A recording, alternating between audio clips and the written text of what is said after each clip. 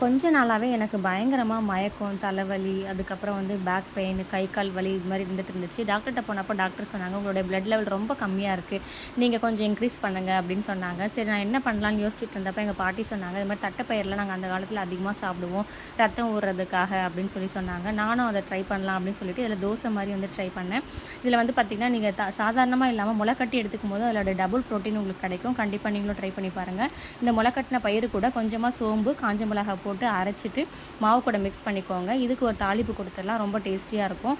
கொஞ்சமா வந்து எண்ணெய் ஊத்திட்டு கடுகு, கடலைப்பருப்பு, அதுக்கப்புறம் மிளகா வேணும்னு ஆட் பண்ணிக்கோங்க. அதுக்கப்புறம் வெங்காயம், கொஞ்சமா வந்து கேரட் துருவி போட்டுக்கோங்க. இது கூட வந்து பெருங்காய பொடி போட்டுக்கோங்க. இதை நல்லா வதக்கிட்டு நம்ம அரைச்சி வச்சுருக்கோம் இல்லையா அந்த மாவு, அது கூட வந்து நல்லா மிக்ஸ் பண்ணிவிடுங்க. மிக்ஸ் பண்ணிவிட்டு இதை நீங்கள் தோசை தவாவில் நல்லா வந்து ஸ்ப்ரெட் பண்ணி விட்டுட்டு நல்லா ஸ்லோ குக்கிங்கில் பண்ணிங்கன்னா நல்லா கிறிஸ்பியாக வரும் தோசை. கண்டிப்பாக ட்ரை பண்ணி பாருங்கள். அதுக்கப்புறம் நான் இதை வந்து ஒரு 1 மந்த் ட்ரை பண்ணேன். என்னுடைய பிளட் லெவல் நிஜமாக சொல்ல மாட்டீங்க 2 பாயிண்ட் கூடியிருக்கு. நீங்களும் ட்ரை பண்ணி பாருங்கள். தேங்க்யூ.